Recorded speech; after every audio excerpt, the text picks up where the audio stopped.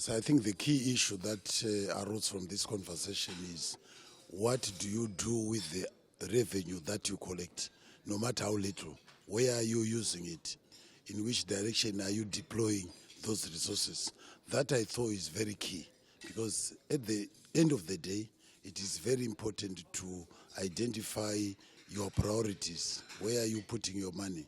Are you putting them to spare growth? Are you putting them basically to consumption? And that basically is the problem that we currently have with our budget structure. Of the 100% revenue that we collect, about 80% going to wages, to consumption.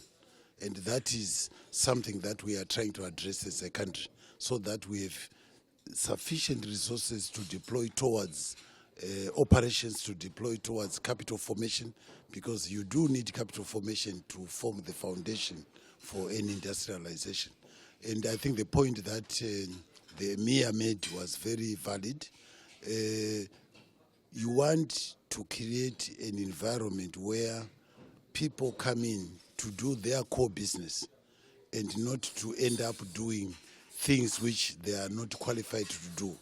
An investor who comes to set up a clothing manufacturing factory wants just to do manufacturing and not to build roads, not to build a power plant.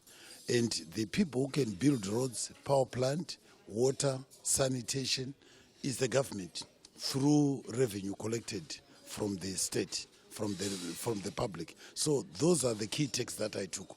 Where are you deploying your resources? And are you deploying your resources to build your capital formation, to build your infrastructure, plant, roads, energy, transmission, water, electricity, and so on? Okay, so he also spoke about the importance of human capital. You know, he gave the example of China about decades ago. They were about, you know, he talked about the amount of graduates they had in there and how they invested in human capital over time.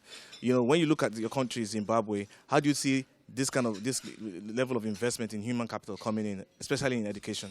Yes, I think if there is one thing that Zimbabwe has done well, it is in the development of human capital.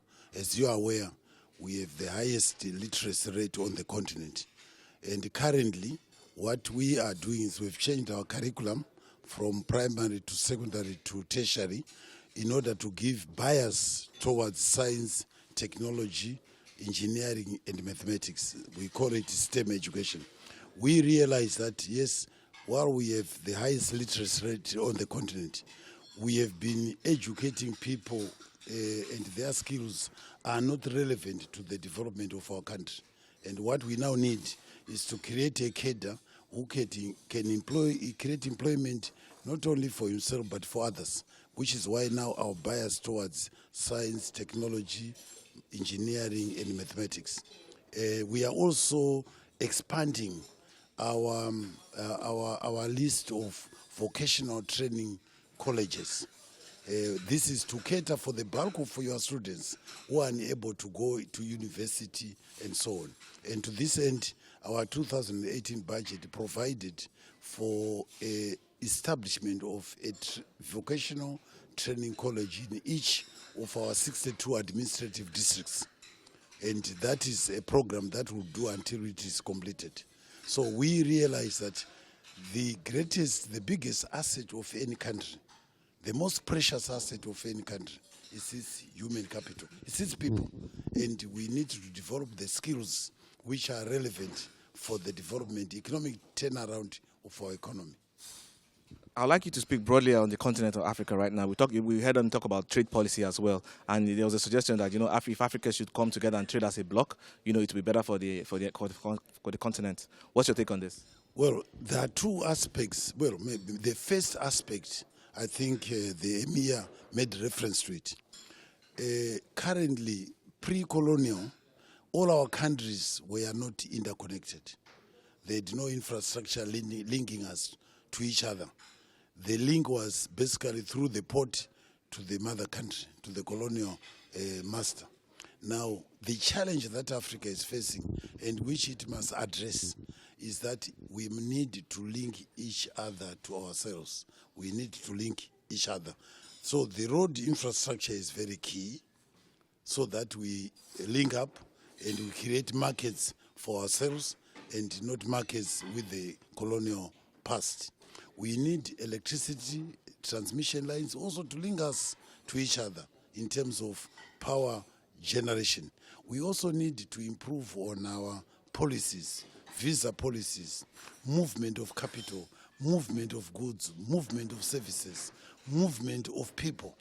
That also needs to be facilitated, and we can only do so through relaxation of visa restrictions, relaxation of passport holders, and so on. So that, to me, is very key. Unless we have infrastructure, unless we create infrastructure that links us, there will be no trade between our respective countries. But of course, over and above that, we are all producers of raw materials.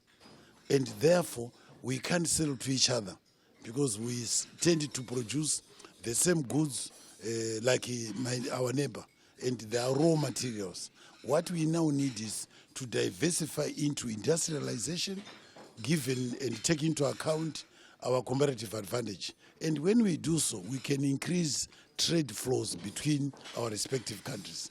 That is the challenge that Africa is facing and that we need to address, especially through the 5 hi-fis of the African Development Bank, that we must industrialize, we must create food security, we must improve the livelihoods of our people. But key is infrastructure. And secondly, infrastructure will create the markets that we need. We need to industrialize to create a diversity of products in which we can all trade with each other.